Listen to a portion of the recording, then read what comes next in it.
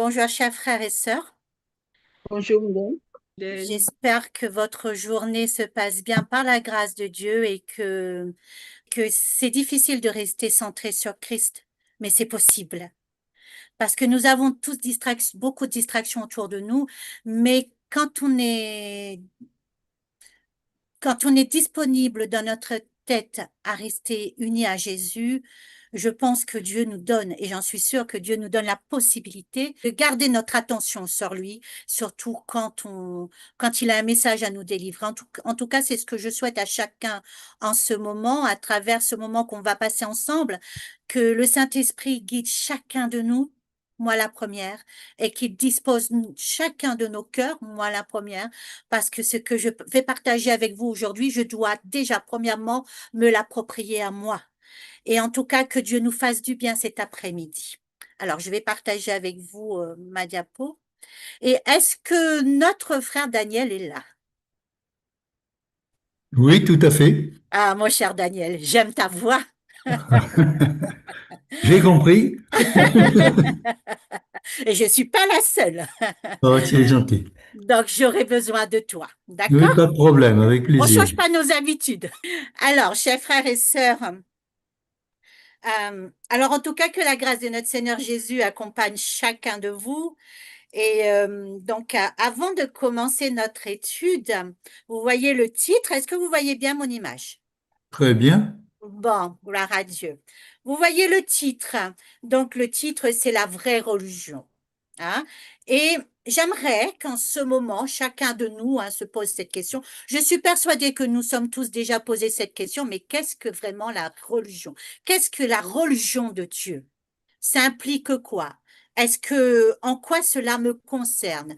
Euh, Qu'est-ce que ça change dans ma vie? Mais nous allons le voir au fur et à mesure à travers cette étude. C'est une question simple, hein, très simple. Et c'est une question qui est importante, simple mais très importante dans son sens. En tout cas, dans le sens que Dieu voudrait que nous comprenions. Je suis allée chercher la définition dans le dictionnaire de l'Académie sur le net. Le mot religion, avant de connaître ce que Dieu attend de nous. Le mot religion est défini comme un ensemble de croyances et de dogmes qui définissent la relation de l'humain avec le sacré.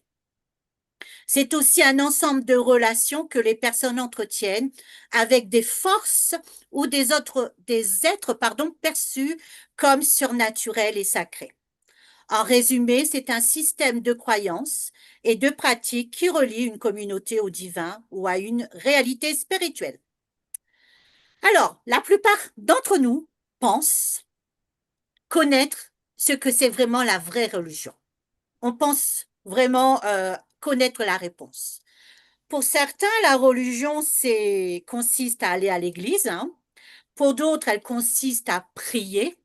Pour d'autres encore, à jeûner, à donner la dîme, à étudier les prophéties ou à accomplir certaines œuvres.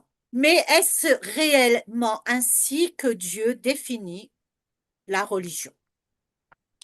Maintenant, si c'était le cas, n'oublions pas que le peuple Israël anciennement et les Juifs, n'oublions pas que les Juifs avaient tout cela. Ils donnaient la dîme, ils connaissaient la loi, ils connaissaient tout ce qu'il fallait faire, ils étaient spirituels, ils étaient religieux.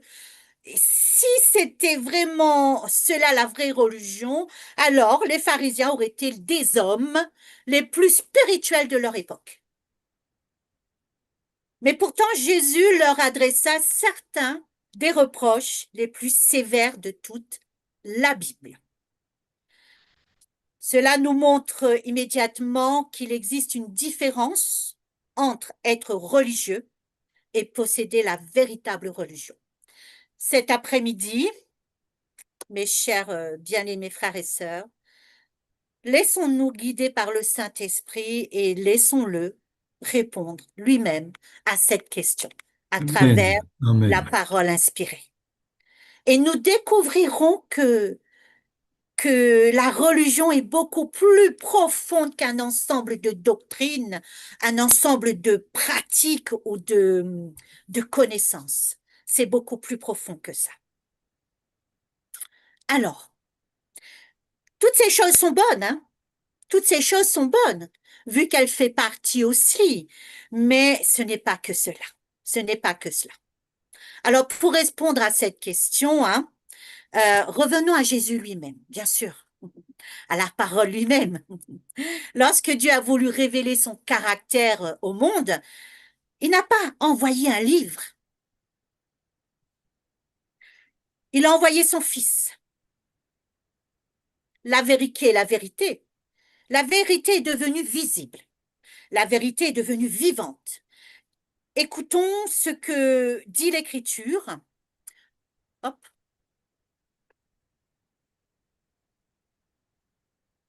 Dans Jean 1, verset 14. Et la parole a été faite chair, et elle a habité parmi nous, pleine de grâce et de vérité. Et nous avons contemplé sa gloire, une gloire comme la gloire du Fils unique venu du Père. Jean 1, verset 14. Merci. Remarquez bien ce que ce verset dit. La parole n'est pas restée simplement écrite. Elle est devenue chair. La parole est devenue visible. Elle est devenue un caractère. Elle est devenue une vie. Et c'est précisément le principe de la vraie religion, bien sûr. Comme vous l'avez compris, vous le savez que on parle ici de Jésus. La religion n'est pas simplement connaître les commandements. Ça va beaucoup plus loin que ça. La religion consiste à devenir une démonstration vivante des commandements de Dieu. Lisons ce qui suit.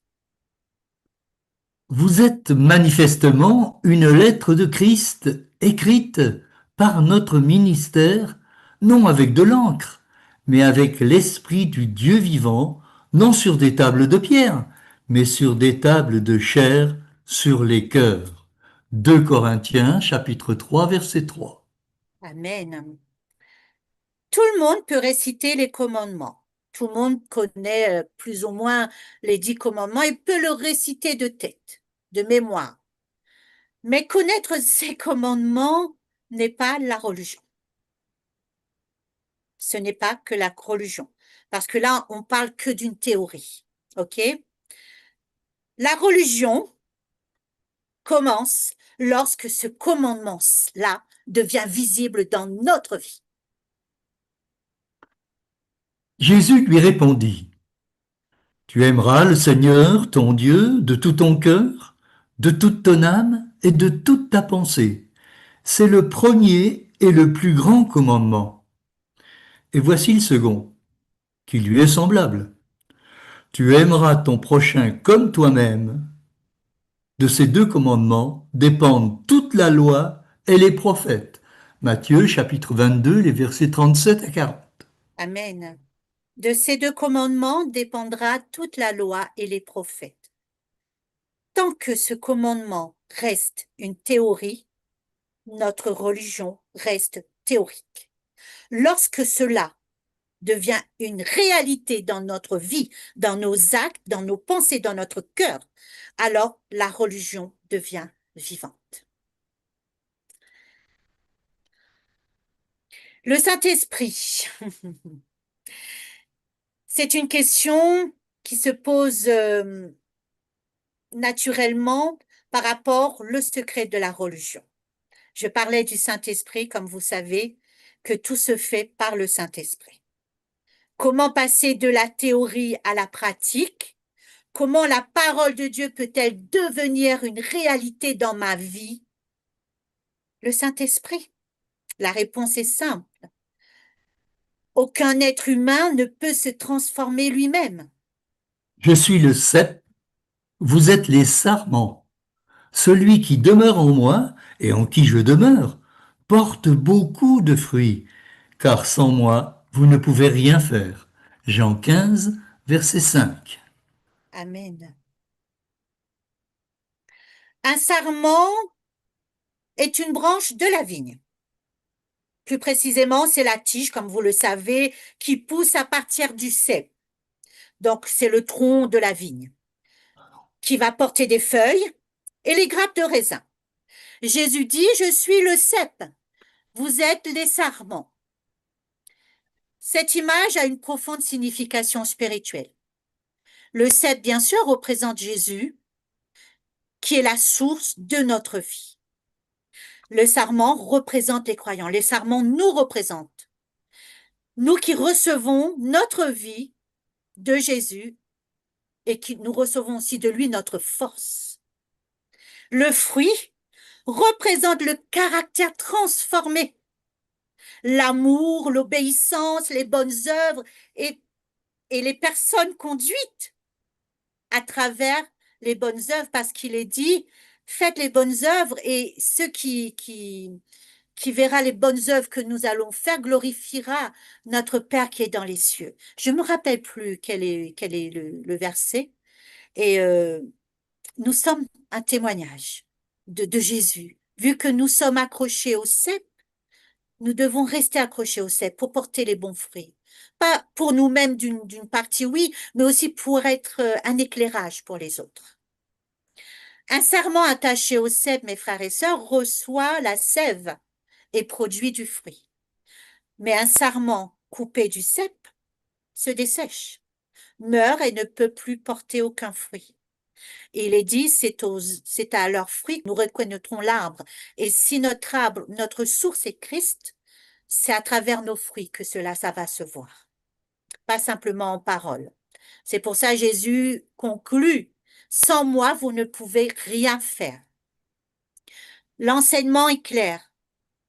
De même qu'une branche ne peut vivre sans être reliée au tronc de la vigne, un chrétien ne peut porter un fruit spirituel durablement sans demeurer en communion avec le Christ. Nous avons besoin constamment de cette sève, de cette eau qui jaillit en nous. Maintenant, comme on a vu au départ, comme je vous l'ai dit tout à l'heure, par quel moyen cela se fait? Jésus de lui-même, il nous a dit qu'il nous enverra le consolateur. Donc, bien sûr, ça va se faire hein, par l'action du Saint-Esprit. Jésus agit à travers le Saint-Esprit. Après son ascension, il a envoyé le Saint-Esprit, comme je vous l'ai dit, pour demeurer dans le cœur des croyants, pour demeurer dans le cœur de chacun. Il est là pour nous enseigner, pour nous convaincre, nous transformer et nous donner la puissance de vivre selon la volonté de Dieu le Père. Nous allons lire quelques versets. Daniel. Je prierai le Père, et il vous donnera un autre consolateur. Je ne vous laisserai pas orphelin, je viendrai à vous. Jean 14, versets 16 à 18. Quand le consolateur sera venu, il me glorifiera, parce qu'il prendra ce qui est à moi et vous l'annoncera. Jean 16, versets 13 et 14. Amen. Le Saint-Esprit n'agit pas indépendamment de Jésus. Il révèle le Christ, applique son œuvre dans notre vie et nous unit à lui. C'est pourquoi Jésus peut dire, sans moi, vous ne pouvez rien faire, car c'est par le Saint-Esprit que sa vie et sa puissance sont communiquées à ceux qui demeurent en lui. Je répète, sa vie et sa puissance sont communiquées à ceux qui demeurent en Jésus par le Saint-Esprit. Amen. Il n'y a pas d'autre moyen. Cette vérité nous conduit vers un homme très connu de la Bible, un homme que nous connaissons tous, un homme sincère, un homme instruit, religieux, mais un homme qui avait encore besoin d'une expérience plus profonde avec Christ. Et cet homme, c'est Nicodème. Avant de lire ce texte, réfléchissons à quelque chose. Pourquoi Jésus n'a-t-il pas demandé à Nicodème d'étudier davantage? Pourquoi Jésus ne lui a pas demandé non plus de prier davantage. Parce que son besoin, le besoin de Nicodème, était profond, était plus profond que cela. Lisons. Il y avait parmi les pharisiens un homme nommé Nicodème, un chef des Juifs. Celui-ci vint trouver Jésus de nuit et lui dit, Rabbi, nous savons que tu es un maître venu de Dieu, car personne ne peut accomplir ces miracles que tu fais si Dieu n'est pas avec lui. Jésus lui répondit, en vérité, je te le dis, si un homme ne naît de nouveau, il ne peut voir le royaume de Dieu. Nicodème lui dit, comment un homme peut-il naître quand il est vieux? Peut-il entrer une seconde fois dans le sein de sa mère et naître? Jésus lui répondit, en vérité, je te le dis, si un homme ne naît d'eau et d'esprit, il ne peut entrer dans le royaume de Dieu. Ce qui est né de la chair est chair, et ce qui est né de l'esprit est esprit. Ne t'étonne pas que je t'ai dit, il faut que vous naissiez de nouveau. Le vent souffle où il veut, et tu en entends le bruit, mais tu ne sais pas d'où il ne vient ni où il va. Il en est ainsi de toute âme qui est née de l'esprit. Alors c'est Jean 3, les versets 7 à 8. Alors, c'était Jean 3, versets 1 à 8, le texte, 1 à le 8, texte. d'accord. Voilà. Merci, Daniel. Alors, quelle réponse étonnante. Nicodème vient voir Jésus et Jésus lui dit, il faut que tu naisses de nouveau.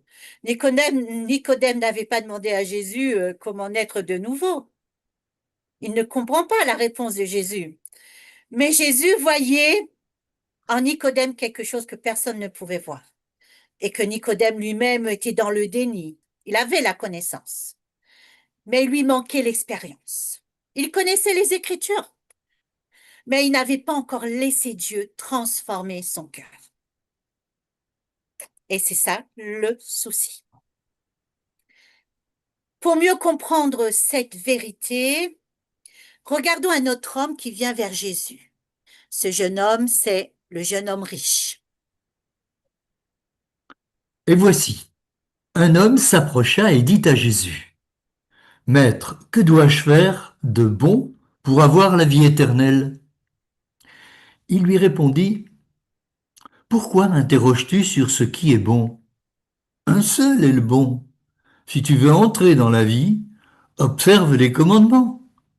Lesquels? Lui dit-il. Et Jésus répondit, Tu ne tueras point, tu ne commettras point d'adultère, tu ne déroberas point, tu ne diras point de faux témoignages, honore ton père et ta mère, et tu aimeras ton prochain comme toi-même. Le jeune homme lui dit, J'ai observé toutes ces choses. Que me manque-t-il encore? Jésus lui dit, Si tu veux être parfait, va, vends ce que tu possèdes, donne-le aux pauvres, et tu auras un trésor dans le ciel. Puis viens et suis-moi.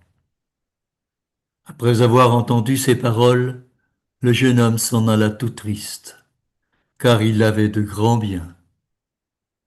Alors, Matthieu 19, les versets 16 à 22. Merci. Alors, ces deux personnages, bien sûr, étaient sincères. On ne peut pas dire qu'ils n'étaient pas sincères dans leurs croyances. C'étaient des hommes respectés. Ils étaient religieux, tous les deux. Ils étaient très influents. Pourtant, Jésus leur adressa deux messages différents. L'un un message et l'autre un autre message. Mais pour ramener à la même finalité, à lui. Pourquoi? Pourquoi Jésus parle d'une manière à Nicodème et parle d'une autre manière au jeune homme riche? Parce que leur problème n'était pas le même. Le problème de Nicodème n'était pas le même problème du jeune homme riche. Nous allons voir, le jeune homme riche, son problème c'était à première vue, bon, à première vue, hein, il semblait prêt pour le royaume, il connaissait la loi. Il pouvait même la réciter. Il mettait en pratique toute la loi. Mais Jésus a vu un obstacle. Il a vu un obstacle. Il lui a dit, il te manque au verset 21, il te manque encore quelque chose. Vends tout ce que tu as, distribue-le aux pauvres, puis viens, suis-moi. Son problème n'était pas l'immoralité, son problème n'était pas l'ignorance, son problème était l'attachement. Son cœur appartenait davantage à ses richesses, à ses biens, qu'à Dieu. La comparaison maintenant des deux hommes. Nicodème devait abandonner son orgueil. Le jeune homme riche devait abandonner son attachement aux richesses. Est-ce que l'un était meilleur que l'autre? Non. Ils avaient tous les deux un problème. Pas le même problème, mais un problème, comme chacun de nous. Et nous, venons, nous allons parler de nous un petit instant. Quel est notre obstacle à nous dans notre vie? Je ne parle pas de l'obstacle du voisin, ni de frère, ni de la sœur. Hein? Je parle de notre obstacle à nous, de vous, individuellement. Quel est votre obstacle? Quel est notre obstacle? Qu'est-ce qui nous empêche d'aller plus loin avec Dieu? Est-ce que c'est l'orgueil? Est-ce que c'est le confort? Est-ce que c'est la peur, l'argent? Est-ce que c'est notre réputation? Ou d'autres choses? Mais bien sûr, cela, il n'y a que Dieu qui a la réponse. Et Dieu a la possibilité de nous montrer qu'est-ce qui nous empêche de venir à lui. Je parle pas à des personnes qui ne connaissent pas la parole. Je parle à des personnes. Dieu ici parle, je dis je non. Dieu s'adresse à des personnes qui le connaissent, des personnes qui ont pris un engagement avec lui, des personnes qui ont décidé de le suivre. Tout comme Nicodème, tout comme le jeune homme riche. Nous connaissons la Bible. Je veux dire, en tout cas, nous essayons de la connaître pour mieux nous approcher de Dieu. La vraie religion touche toute la vie. Ce n'est pas une activité qui nous occupe seulement quelques heures par semaine. La religion consiste à influencer chaque domaine de notre existence. La véritable question ici n'est donc pas combien de temps passons-nous à l'église ou passons-nous dans les études, passons-nous à prier. C'est une bonne chose, hein? Attention, je ne dis pas que c'est pas une bonne chose. Tout cela est nécessaire pour notre croissance spirituelle. Et Jésus même nous le demande de le faire. Mais ce n'est pas que cela. C'est pour ça que je dis que la véritable question n'est pas cela, vu que je pense que nous le faisons, cela. Mais comment vivons-nous lorsque nous quittons l'Église? Comment vivons-nous chaque jour de la semaine? Quel est notre état d'esprit quand personne ne nous voit? Cette vérité est exprimée avec une force remarquable dans les écrits d'Ellen White. Avant de lire cette déclaration, j'aimerais qu'on réfléchisse un instant à quelque chose. Peut-on être chrétien uniquement pendant le sabbat, pendant les réunions, pendant, pendant un moment où ça va bien de ma vie, ou être chrétien m'engage à honorer Dieu, même dans les mauvais moments, même en toutes circonstances, même quand je reçois des coups, même quand je souffre.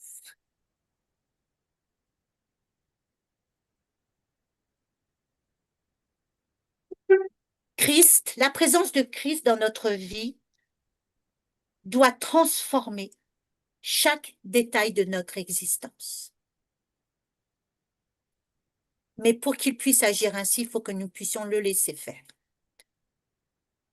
Écoutons ce que nous dit la sœur White. La vraie religion se voit toujours clairement dans nos paroles et nos comportements, et dans chaque acte de la vie. Avec les disciples du Christ, la religion ne devrait jamais être dissociée des affaires. Ils doivent aller de pair, et les commandements de Dieu doivent être strictement respectés dans tous les détails des affaires mondaines. La connaissance que nous sommes des enfants de Dieu devrait donner un ton de caractère élevé, même aux tâches quotidiennes de la vie, nous rendant, non paresseux dans les affaires, mais fervents d'esprit. Une telle religion mérite l'examen d'un monde critique doté d'une grande conscience d'intégrité. Chaque ouvrier du bureau doit se considérer comme l'intendant de Dieu et accomplir son œuvre avec précision et vigilance fidèle. La question constante devrait être: est-ce en accord avec la volonté de Dieu? Cela plaira-t-il à mon Rédempteur? La religion biblique élève la raison jusqu'à ce que le Christ soit mêlé à toutes les pensées. Chaque action, chaque mot et chaque instant de notre vie doivent porter l'empreinte de notre foi sainte. La fin de toute chose est proche et nous n'avons pas le temps d'être oisifs ou de vivre dans le plaisir en opposition avec Dieu. Alors, Testimonies for the Church, volume 4, page 18, non, chapitre, pardon, 18, et les pages 190, troisième paragraphe, à la 191, premier paragraphe. Merci. Alors, quelle déclaration on a là? Remarquez les mots. Bon, on le trouve aussi ici. Chaque action.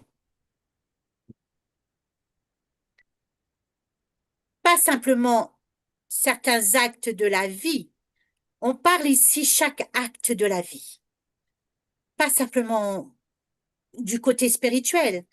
Ça veut dire pas simplement du côté religieux. Chaque acte, chaque action, chaque mot et chaque instant de notre vie doivent porter l'empreinte de notre foi sainte. Ça veut dire quand je parle à mes enfants, quand je parle à mon église, quand je suis dans mon église, quand je suis au travail, quand je parle comment je traite mes collègues, même quand je conduis, même quand je conduis ma voiture, même quand je gère mon argent, la façon dont je vais réagir quand quelqu'un va me blesser. Tout cela révèle la qualité, pardon, de notre religion. Tout cela révèle le maître que nous servons. Si quelqu'un, j'aimerais que vous puissiez penser à ça, réfléchir à cela. Si quelqu'un devait observer votre vie, notre vie, individuellement, pendant une semaine entière, on va dire, sans jamais rentrer avec moi, toi ou qui que ce soit, mais sans rentrer avec nous dans l'église, pourrait-il voir Jésus dans mon comportement, dans votre comportement? Si quelqu'un m'observe, pourrait-il voir Jésus dans mon comportement? Sans qu'il vienne à l'église, parce que quand on va à l'église, c'est facile d'être chrétien, d'avoir un comportement rempli d'amour, vu que le lieu est disposé pour cela, hein. Mais quand je suis dans une situation difficile, dans une situation de stress, une situation de conflit, une situation d'attaque, est-ce que ceux qui me regardent pourront voir que je reste attachée au cep ou, selon les circonstances, tiens, je me détache. Je me détache du... Normalement, on ne doit pas pouvoir le faire. Parce que quand on se détache du cep, on meurt. Du moment où on se détache du cep, on meurt, qui est Christ, on meurt spirituellement. C'est-à-dire, quelle que soit la situation, du moment où ce n'est plus Jésus qui dirige, qui me gère, et que je commence à vouloir répondre de moi-même, à m'agacer, et que je laisse mes émotions prendre le dessus, ce n'est plus Christ qui me gère. Je me détache de lui. Et la personne qui est en face de moi reçoit un mauvais témoignage de ce que c'est la véritable religion.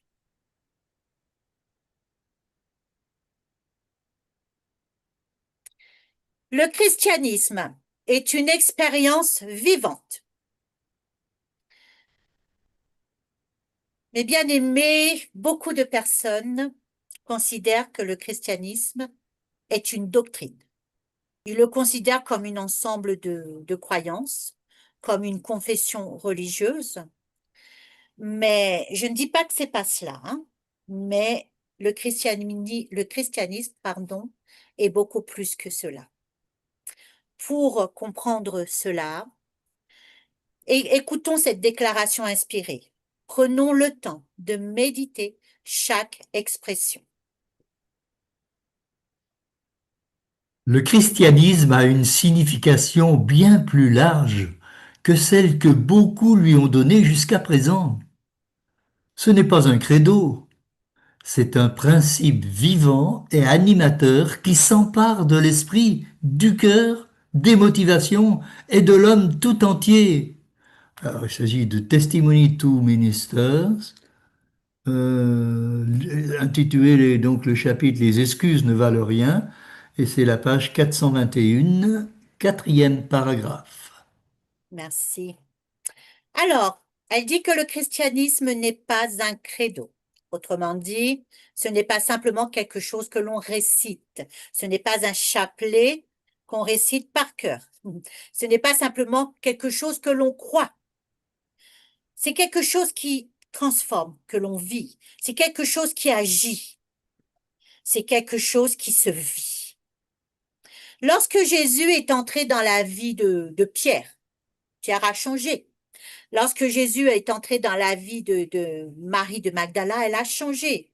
Lorsque Jésus est entré dans la vie de Zachée, il a changé. Lorsque Jésus entre réellement dans une vie, quelque chose se produit toujours. Maintenant, certes, le changement ne se fait pas du jour au lendemain, mais il y a un processus qui commence. Le processus se voit. On emprunte un chemin de sanctification. Et c'est un cheminement d'une vie tout entière. Mais le processus commence. Ça veut dire que je ne stagne pas. J'avance sur le chemin avec Christ au fur et à mesure. Ce que je suis aujourd'hui, je ne suis plus la même demain et après-demain. Même si c'est pas grand-chose qui va changer aujourd'hui, mais il y a un processus qui a commencé. Mais n'oublions pas ce texte où il est dit, l'œuvre que Dieu a commencé en nous, il achèvera, certainement. Et Jésus ne fait jamais rien à moitié. Une religion pratique. La Bible nous enseigne que Dieu ne cherche pas seulement des croyants. Il cherche des disciples. Il cherche des hommes et des femmes capables de mettre la vérité en pratique. Christ cherche des disciples qui actifs et non passifs. Nous avons une mission. Notre vie est une mission. Nous ne pouvons pas recevoir une vérité, un message, et d'une part, il faut qu'elle nous transforme, donc on doit la vivre, cette vérité. Mais nous devons aussi la partager. Devenons des enseignants. Je veux dire, nous devons être des instruments actifs et loyaux entre les mains du Seigneur. Réfléchissons là à la manière dont Jésus formait ses disciples. Il ne leur enseignait pas seulement les vérités du royaume. Il les formait à vivre. Il leur apprenait à servir, à nourrir la foule. Il leur disait, donnez-leur vous-même à manger. Il les formait à s'humilier en servant les autres et être fidèles dans les responsabilités quotidiennes. La véritable religion transforme la vie entière, pas seulement les paroles. Voyons quelques textes. Jésus leur dit, donnez-leur vous-même à manger. Luc 9, verset 13. Ici, Jésus apprend à ses disciples à prendre leur responsabilité à répondre aux besoins des autres. Si donc je vous ai lavé les pieds, moi, le Seigneur et le Maître, vous devez aussi vous laver les pieds les uns aux autres, car je vous ai donné un exemple, afin que vous fassiez comme je vous ai fait. Jean 13, versets 14 et 15. Ceci est une institution que Jésus a placée avant la scène. Jésus les enseigne le service par son propre exemple. Celui qui est fidèle dans les moindres choses l'est aussi dans les grandes. Luc 16, verset 10. Il ne leur apprenait pas seulement à prêcher, il leur apprenait aussi à servir, à nourrir, à aider, à organiser, à travailler. Un chrétien authentique devient plus responsable, plus fiable, plus honnête, plus discipliné. La grâce de Dieu ne se produit pas dans le désordre. La grâce de Dieu ne produit pas le désordre. Elle produit l'ordre. Paul résume cette idée en une seule phrase. Voyons ceci ensemble. Tout ce que vous faites, faites-le de bon cœur, comme pour le Seigneur et non pour des hommes. Colossiens 3, verset 23. Tout ce que vous faites. Dieu ne fait pas de séparation entre le spirituel et le pratique. Dieu ne fait pas de séparation entre notre vie religieuse et notre vie de tous les jours, parce que notre état d'esprit est le même le jour du sabbat et la semaine. Cela ne change pas. Nous restons des enfants et des serviteurs de Dieu. Pour lui, travailler est spirituel, servir est spirituel, être honnête est spirituel, être ponctuel est spirituel, être efficace dans les affaires de Dieu est spirituel. Parce que tout cela reflète le caractère de Christ. N'oublions pas une chose, nous ne sommes pas là pour nous servir nous-mêmes. Nous sommes là pour servir le Maître, Jésus-Christ. Donc nous ne pouvons pas être désordonnés dans ce que nous faisons.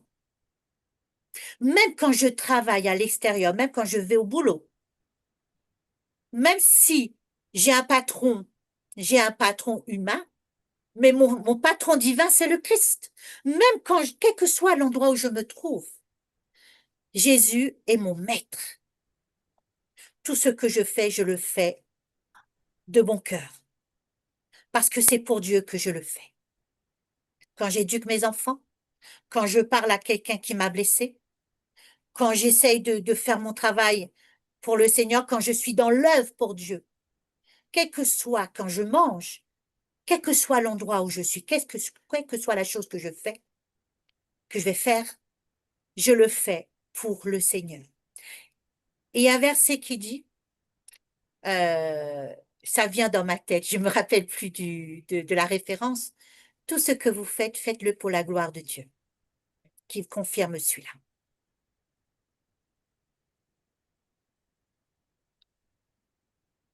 La religion est vivante. Maintenant que nous avons compris ce que c'est la religion, une autre question se pose. Une fois que nous avons trouvé la vérité, devons-nous continuer à grandir? Ou pouvons-nous rester au même niveau toute notre vie, stagner?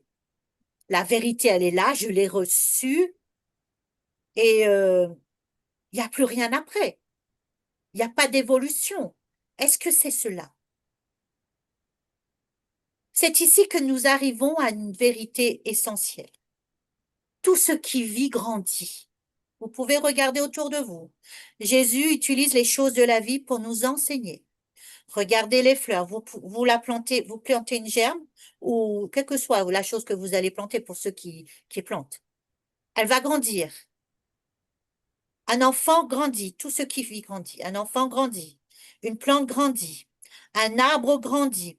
Alors pourquoi la religion serait-elle différente? Pourquoi la vérité serait-elle différente? La religion, nous avons vu, est quelque chose de vivant. et qui grandit. Elle n'est pas quelque chose de mort et de stagnant. C'est quelque chose qui se vit. Jésus, il a dit qu'il a une eau jaillissante. Il nous propose une eau qui jaillit à l'intérieur de nous. Une eau qui jaillit, c'est pas une eau qui stagne. C'est pas une eau qui bouge pas. C'est une eau qui nous transcende. C'est une eau qui nous transforme, qui nous fait évoluer. Dieu n'a jamais voulu que son peuple reste immobile. Chaque génération a reçu davantage de lumière. Chaque génération a reçu davantage de compréhension. Chaque génération a été appelée à avancer. Lisons ceci. Chacune des périodes de l'histoire de l'Église a été marquée par le développement d'une vérité particulière, adaptée aux besoins du peuple de Dieu de cette époque. Point. Chaque révélation nouvelle a fait son chemin contre la haine et l'opposition. Ceux qui l'ont reçue ont été tentés et éprouvés. Le Seigneur accorde une vérité spéciale pour son peuple dans les moments de crise. Alors, il s'agit du Grand Espoir, troisième édition, chapitre 38, intitulé L'avertissement final, et c'est la page 447, verset troisième paragraphe. Troisième paragraphe, oui. Merci, Daniel. Maintenant, écoutons ce que l'apôtre Paul dit. Il nous montre clairement que Dieu n'a jamais prévu que l'Église cesse de grandir.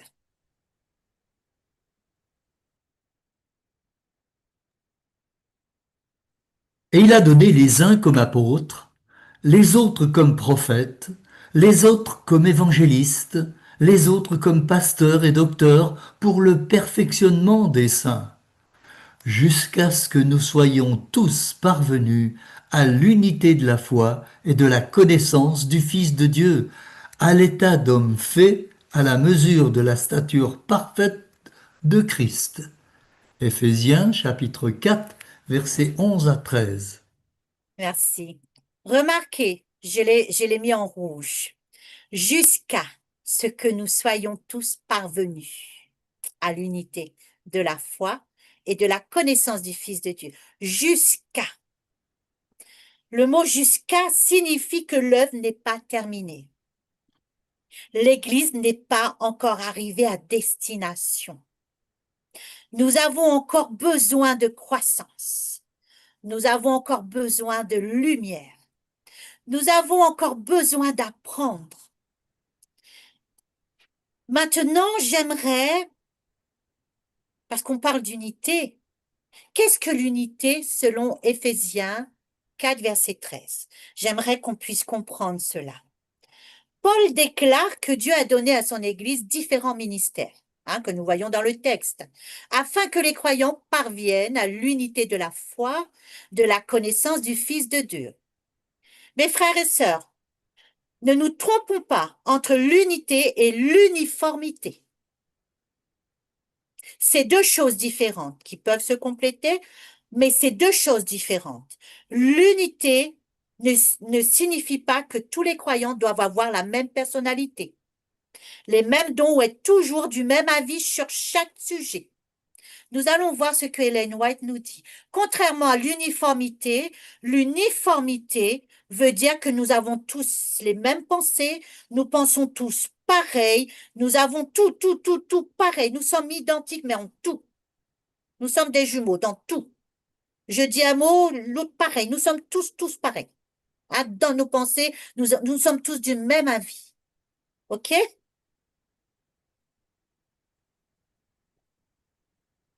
Car vous êtes tous enfants de Dieu par la foi en Jésus-Christ.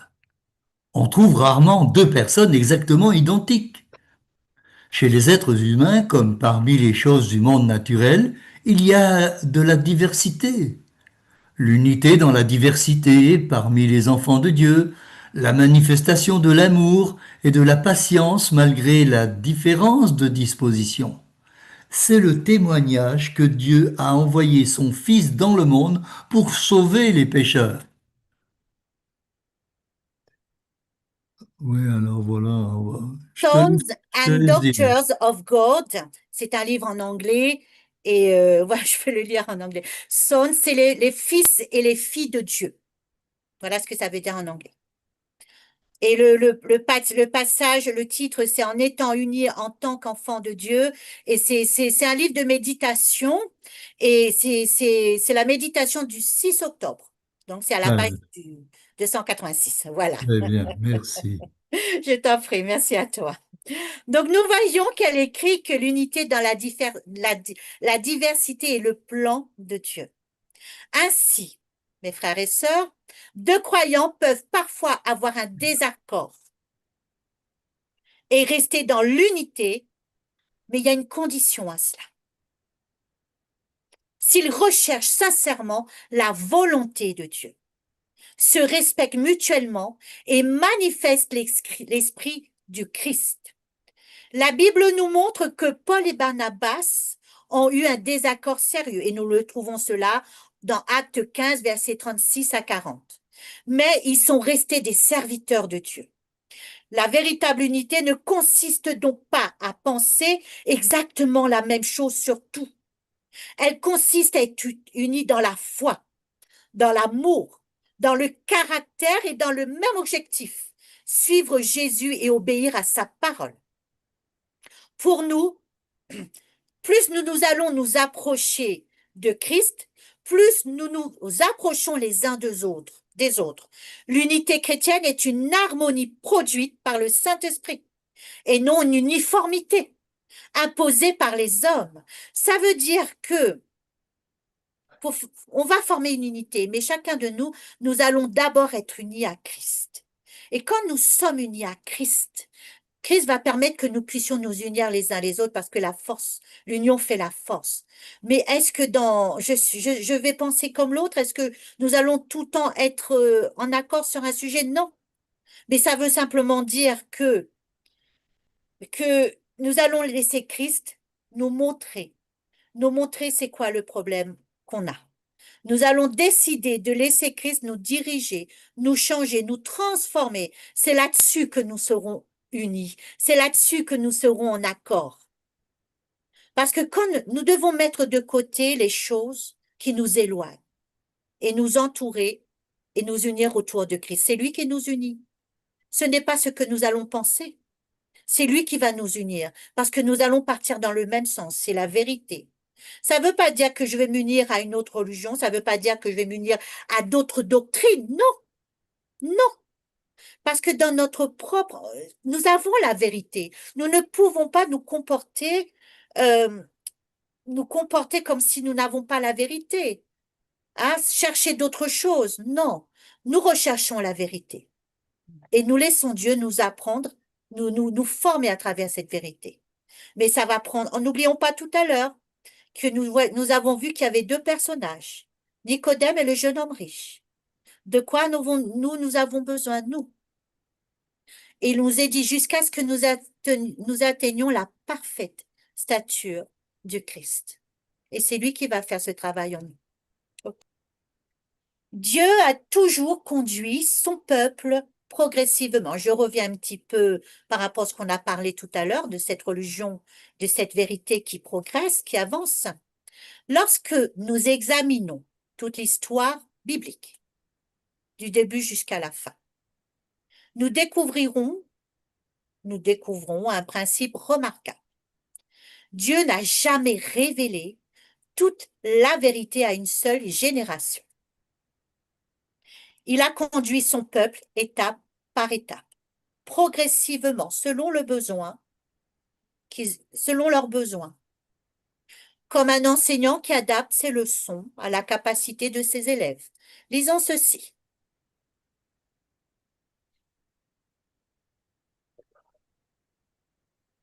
À chaque tournant de l'histoire, il y a un nouveau développement de la vérité, un message de Dieu à la génération présente. Les vérités anciennes conservent toute leur importance, et les vérités nouvelles ne sont pas indépendantes des anciennes. Elles n'en sont que le complément.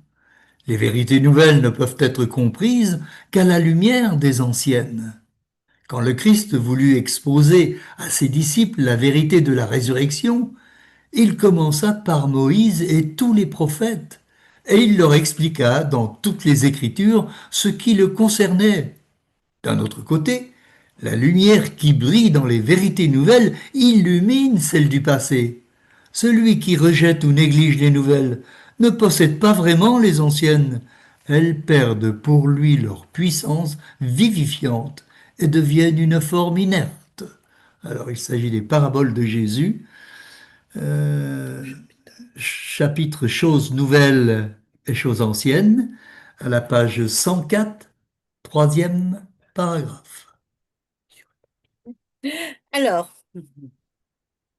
pour comprendre cela, parcourons rapidement l'histoire sacrée. Mais avant de voir cela, j'attire votre attention sur, à chaque tournant de l'histoire, bon, vous qui venez souvent ici, vous voyez souvent ce texte. Il y a un nouveau développement de la vérité, un message pour la génération présente. Pour comprendre cela, nous allons parcourir l'histoire. Regardons comment Dieu a conduit son peuple à travers les âges. Parlons d'Abel. Je ne vais pas mettre les textes, hein, on va juste se remémorer de tête. Abel. Abel connaissait la promesse du Sauveur. Hein, il comprenait la nécessité du sacrifice. Il marcha dans la lumière qui lui avait été donnée. Mais il ne connaissait pas tout ce que Dieu révélerait plus tard. Noé. Des siècles plus tard, Noé reçut davantage de lumière. Dieu lui révéla le déluge. Hein, il prêcha pendant 120 ans. Il lui donna une mission particulière pour son temps. La vérité n'avait pas changé, hein, attention, hein, mais la compréhension avait progressé. Ensuite, Abraham. Dieu lui révéla davantage concernant l'alliance, concernant aussi la postérité promise et concernant le futur peuple de Dieu. Ensuite, Dieu révéla le sanctuaire à Moïse. Le sacerdoce, c'est une chose que Dieu n'avait pas révélée avant. Les cérémonies, les fêtes, toutes ces choses furent données à Moïse. Donc maintenant, Abel connaissait-il le sanctuaire comme Moïse? Non. Pourtant, Abel était fidèle. Hein, on est d'accord. Pourquoi? Parce que il marchait dans la lumière que Dieu lui avait accordée. Voilà un principe essentiel. Dieu ne nous juge pas selon la lumière que nous n'avons pas reçue. Il nous juge selon la lumière qu'il nous a donnée. Mais lorsque Dieu donne davantage de lumière, il attend aussi davantage de responsabilité de notre part. Si nous sommes fiers de connaître le message présent et que nous l'avons accepté,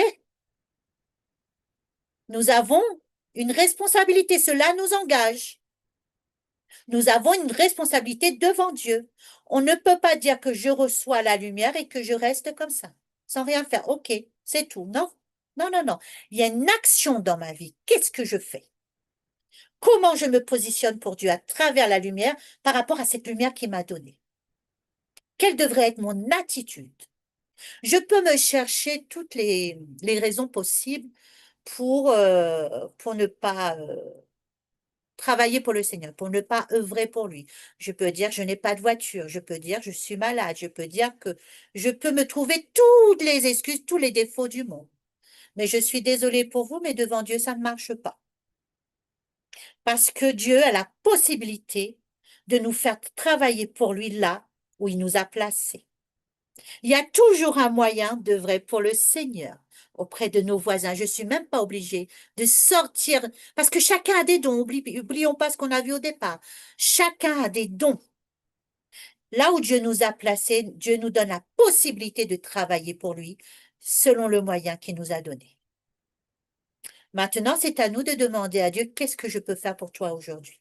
Ma première motivation quand je me réveille le matin ne devrait pas forcément dire, Seigneur, voilà ce que j'ai besoin. Seigneur, qu'est-ce que je peux faire pour toi aujourd'hui? Montre-moi. Je veux te servir. C'est dans le service que je trouve ma joie. C'est dans le service qu'on retrouve notre force. C'est dans le service que Dieu nous perfectionne. C'est dans le service que Dieu nous permet de tenir face aux difficultés de la vie. Quel que soit le service que nous faisons, il n'y en a pas un moins important que l'autre. Tous les services que nous rendons au nom du Seigneur Jésus a son importance, avec les moyens qu'il nous a donnés. Tous a de la valeur.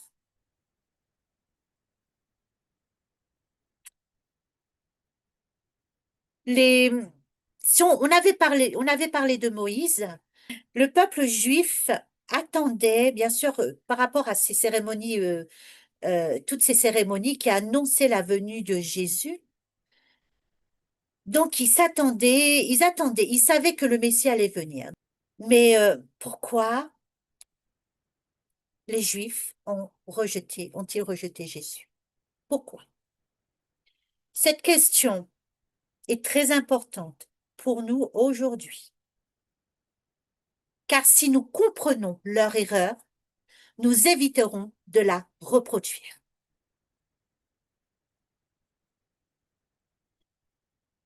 Lisons les textes. Elle est venue chez les siens, et les siens n'en l'ont point reçue. Jean 1, verset 11. C'est l'un des versets les plus clairs. Jésus est venu vers son propre peuple, mais beaucoup ne l'ont pas accueilli. N'oublions pas que l'histoire se répète. OK? On va le voir au fur et à mesure. Jésus leur dit, n'avez-vous jamais lu dans les Écritures, la pierre qu'ont rejetée ceux qui bâtissaient est devenue la principale de l'angle? C'est pourquoi, je vous le dis, le royaume de Dieu vous sera enlevé et sera donné à une nation qui en rendra les fruits. Matthieu, chapitre 21, les versets 42 et 43. Jésus applique à lui-même la prophétie de la pierre rejetée. J'en dirai pas plus. On verra au fur et à mesure. Vous connaissez cela. On verra, vous verrez à quoi je veux vous emmener. On doit réfléchir.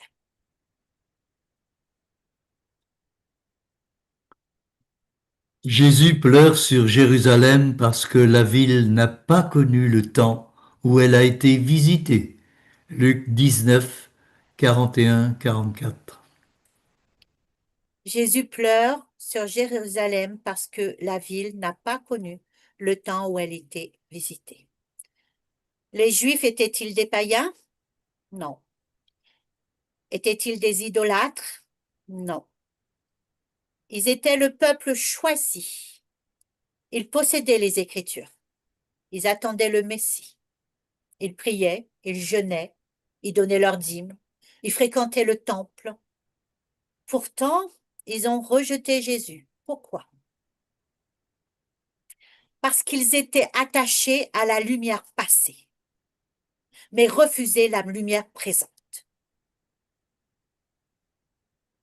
Ils croyaient à Moïse, mais ils refusèrent celui dont Moïse avait parlé. Ils honoraient les prophètes, mais ils rejetèrent l'accomplissement des prophéties. Jésus leur expliqua lui-même où se trouvait leur erreur. Écoutons attentivement ces paroles. Vous sondez les Écritures parce que vous pensez avoir en elles la vie éternelle. Ce sont elles qui rendent témoignage de moi. Et vous ne voulez pas venir à moi pour avoir la vie? Jean 5, 39 et 40. Quel avertissement solennel! Jésus ne leur reproche pas de lire les Écritures. Jésus ne leur reproche pas de connaître les lois. Il leur reproche de ne pas comprendre leur véritable objectif. Ils lisaient la Torah, c'était la Torah. Mais il leur manquait quelque chose. Il leur manquait Jésus. Ils étudiaient les prophéties, mais ils ont rejeté son accomplissement. Mes frères et sœurs, le même danger existe encore aujourd'hui. Nous pouvons connaître Daniel, l'Apocalypse, le sanctuaire, les doctrines, et pourtant manquer la présence vivante de Jésus. Et la présence vivante de Jésus se trouve dans les vérités qu'il nous transmet pour notre temps. Parce que le temps est proche, nous arrivons à la fin, et nous avons besoin d'une vérité qui nous prépare pour ce temps de la fin. Quelle est notre attitude face à cette vérité qu'on n'a pas entendue avant et qu'on entend? Quelle est notre attitude?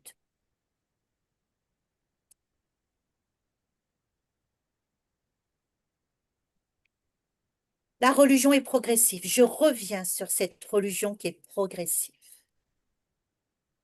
Depuis le début de notre étude, nous avons vu que la vraie religion n'est pas simplement une connaissance. Elle est une transformation. C'est une progression. Elle est progressive, elle n'est pas stagnante. Des siècles avant la venue de Jésus, Dieu avait déjà annoncé son plan. Écoutons cette magnifique promesse.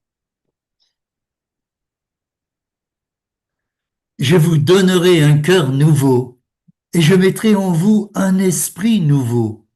J'ôterai de votre corps le cœur de pierre, et je vous donnerai un cœur de chair.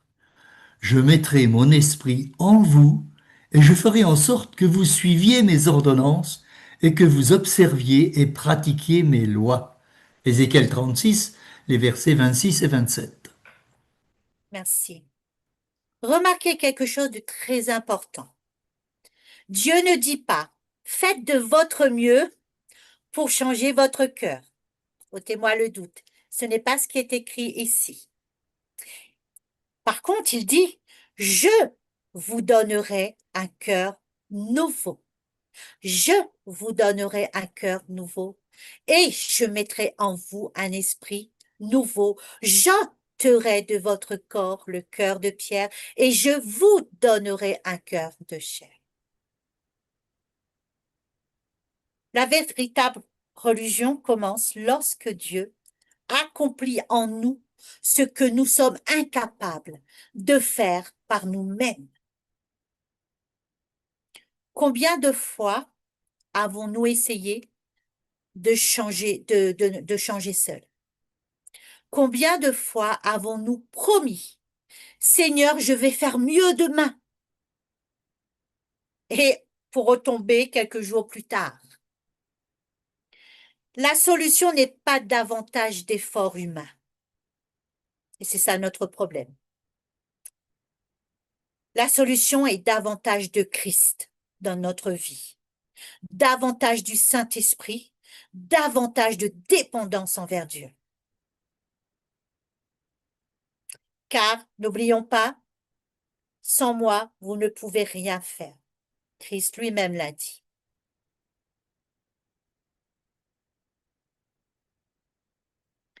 Les sages comprendront. Nous arrivons maintenant à une vérité importante concernant la croissance spirituelle. Le prophète Daniel annonce qu'à la fin des temps, une compréhension plus profonde sera donnée au peuple de Dieu, le peuple choisi. Écoutons cette prophétie. Plusieurs seront purifiés, blanchis et épurés. Les méchants feront le mal, et aucun des méchants ne comprendra. Mais ceux qui auront de l'intelligence comprendront. Daniel 12, verset 10. Remarquez que la compréhension est liée à la purification. Plusieurs seront purifiés. La connaissance spirituelle n'est pas seulement une question d'intelligence. Elle est aussi une question de disposition de cœur. Plus nous nous soumettons à Dieu, plus il nous conduit. Plus nous refusons sa direction, plus notre compréhension s'obscurcit. Maintenant, c'est à nous de faire le choix. Soit nous voulons être dirigés par Christ et comprendre sa parole et comprendre ce qu'il a pour nous ces derniers temps, parce qu'il veut que nous puissions arriver à une maturité spirituelle. Mais comment arriver à une maturité spirituelle si je rejette les vérités dont j'ai besoin pour ce temps-ci, pour ce temps de la fin. La vraie religion est donc une expérience de transformation, une expérience de croissance, une expérience de compréhension progressive. Il faut que j'accepte que Christ me dise, tu ne sais pas tout, tu as encore des choses à apprendre. Tu as encore des choses à apprendre, mais ne rejette pas. Si tu veux progresser avec moi, si tu veux que je t'amène à cette maturité spirituelle, si tu veux que je te prépare pour à cet grand avènement qui est devant moi, qui est devant toi, laisse-moi te guider. Écoutons ce que la sœur White nous dit. Nous avons beaucoup de leçons à apprendre et de beaucoup à désapprendre. Dieu et le ciel seuls sont infaillibles. Ceux qui pensent qu'ils n'auront jamais à renoncer à une vision chérie, qu'ils n'auront jamais l'occasion de changer d'avis, seront déçus. Tant que nous défendrons nos propres idées et opinions avec une persévérance déterminée, nous ne pouvons pas avoir l'unité pour laquelle le Christ a prié. Revue Anderhold du 26 juillet 1892, paragraphe 7. Merci. Pour cela, il nous faut désapprendre, pour réapprendre, elle nous dit, et accepter d'expérimenter les nouvelles lumières que Dieu nous envoie pour notre époque, celles qui nous préparent au grand jour terrible de l'Éternel. Alors, je ne veux pas vous faire peur, n'ayons pas peur. Ce jour est terrible uniquement pour ceux qui ont rejeté la connaissance. Je répète, ce jour est terrible uniquement pour ceux qui ont rejeté la connaissance. Ça va de soi. Qui a pour but de préparer le peuple. Je ne peux pas être prêt si je rejette la connaissance de l'Éternel, vu que cette connaissance a pour but de me préparer, de m'enseigner. Mais si je la rejette pas et je la garde dans mon cœur pour qu'elle me transforme, donc ce jour ne sera pas terrible pour moi, ça sera une délivrance. Regardons ensemble Osée 4, verset 6. Mon peuple est détruit parce qu'il lui manque la connaissance. Puisque tu as rejeté la connaissance, je te rejetterai aussi et tu seras dépouillé de mon sacerdoce. Puisque tu as oublié la loi de ton Dieu, j'oublierai aussi tes enfants. Osée 4, verset 6. Dans ce passage, Dieu s'adresse au peuple d'Israël. Le problème n'est pas un manque d'intelligence, mais un manque de connaissance de Dieu et de sa volonté. Le peuple avait rejeté la vérité révélée et les prêtres n'enseignaient plus fidèlement la loi de Dieu. Le verset précédent précise ceci. Est-ce que je l'ai mis? Voilà, oui. Il n'y a point de vérité, point de miséricorde, point de connaissance de Dieu dans le pays. Osée 4, verset 1er. Voilà leur problème. Voilà ce qui risque aussi d'être notre problème. Voilà ce qui est le problème de pas mal d'entre nous. Et je trouve que c'est dommage. Ainsi, dans la Bible, la connaissance est une connaissance vivante de Dieu qui conduit à l'obéissance et non une simple accumulation d'informations. La connaissance, c'est d'expérimenter les vérités que Dieu nous donne et de la vivre. Mes frères et sœurs, nous avons commencé cette étude avec cette question. Qu'est-ce que la vraie religion? Après avoir parcouru les Écritures, nous pouvons maintenant répondre.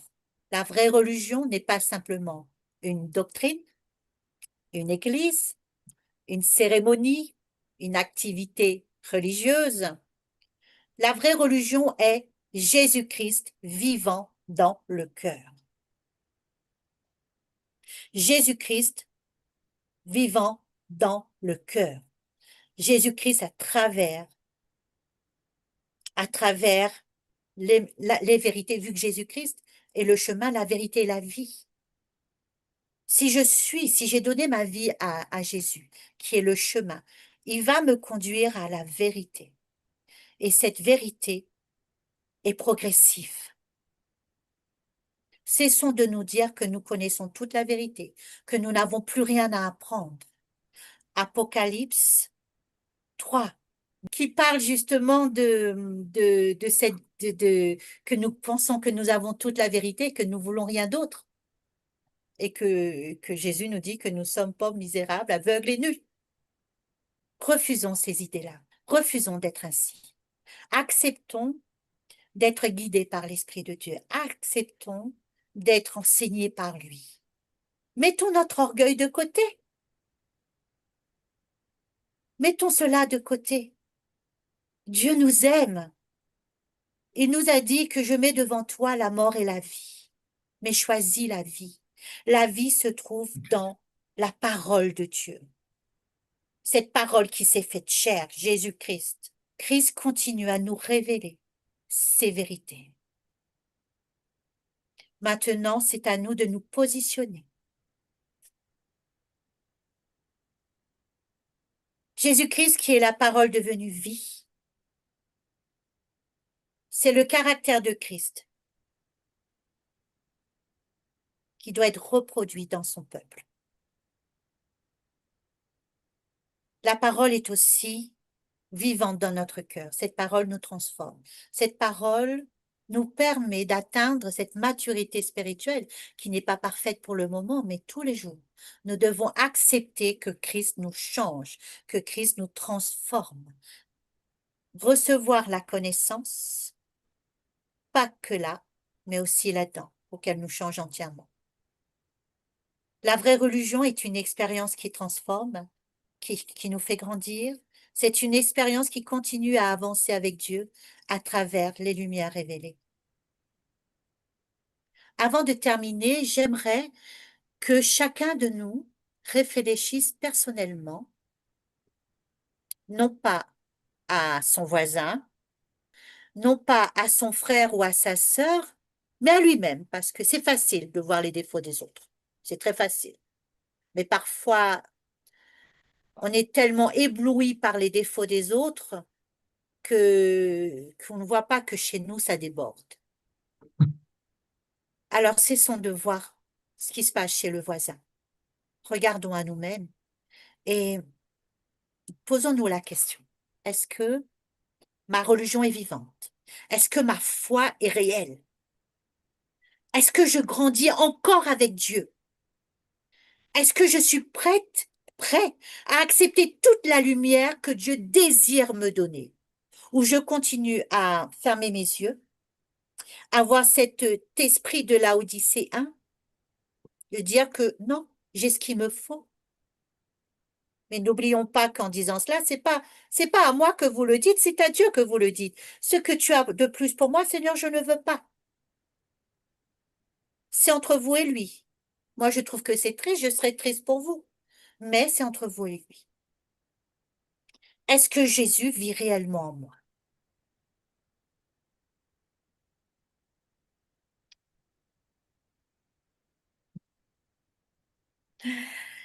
Le dernier texte,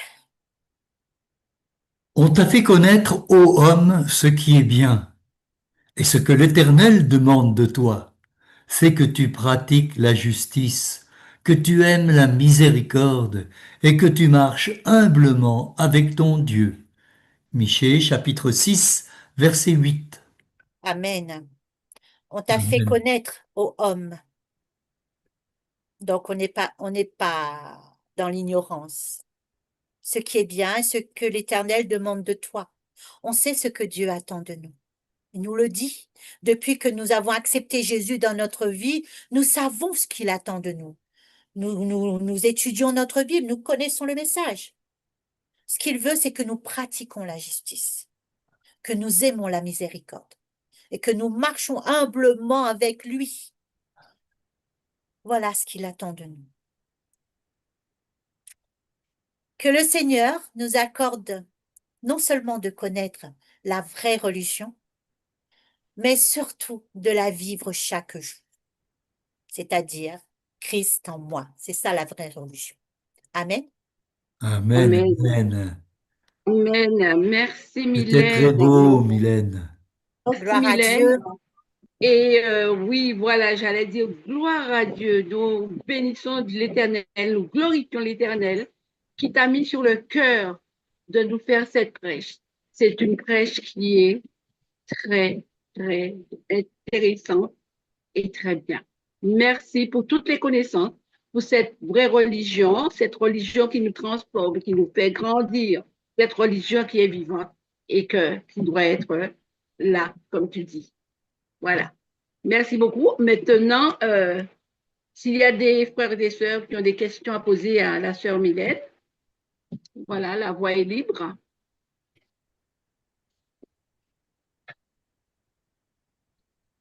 Il n'y a pas de questions?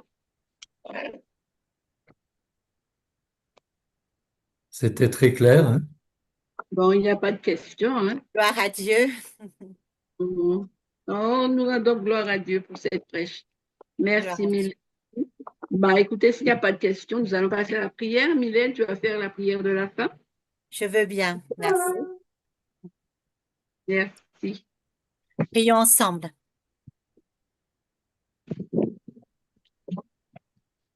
Père céleste, que ton nom soit sanctifié. Que ton nom soit élevé au-dessus de tout nom. Seigneur, que tu es Dieu. Tu es le Dieu par excellence. Il n'y a aucun autre qui soit comme toi. Personne n'est au-dessus de toi. Tu es Dieu vivant. Et tu vis dans nos vies, tu vis dans notre cœur. Seigneur, merci pour ce moment partagé. Parce que Seigneur, ce message que tu nous transmets est aussi premièrement pour moi. Parce que je veux la vivre, cette vraie religion. Je veux la vivre, Seigneur Christ en moi.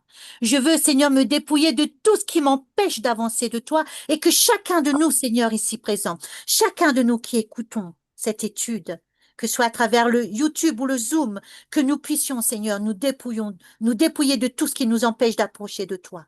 Que nous puissions, Seigneur, garder les yeux fixés sur toi et te laisser nous transformer.